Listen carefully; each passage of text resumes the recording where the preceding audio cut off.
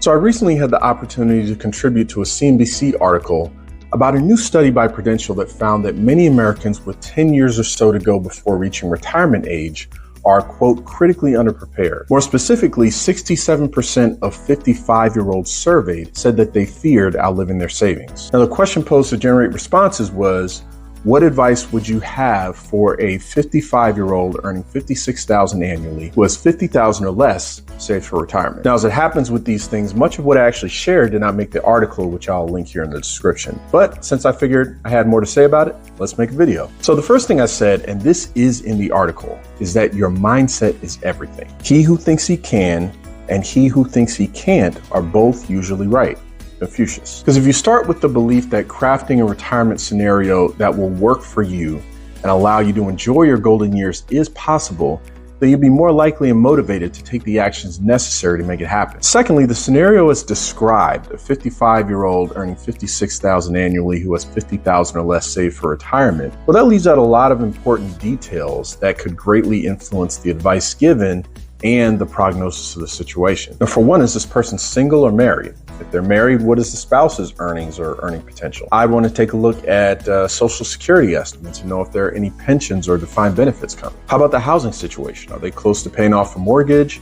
Obviously, that'd be a big expense going away in retirement. Or maybe they're not close to payoff, but they have significant equity to where they could downsize and potentially not have a mortgage. Are there any significant debts that we need to plan around? I'd also need to know what kind of employment this person has, and if it's something that they could do, at least on a part-time basis, into their late 60s or early 70s. And then I want to know if that current employment is even something that they enjoy doing. And if not, I'd encourage this person to think about employment options that would be enjoyable, interesting, and fulfilling to them, because that's obviously what's going to make the prospect of working a little longer sustainable. To that point, I'd also want to generally know about their health. One thing I said that didn't make the article was about trying to eat right, exercise, remain active, because not only will you look and feel better, but again, that's going to increase the likelihood of being able to maintain gainful employment. Now, if this person was okay with planning to work until at least 70, I then recommend they delay starting Social Security until then,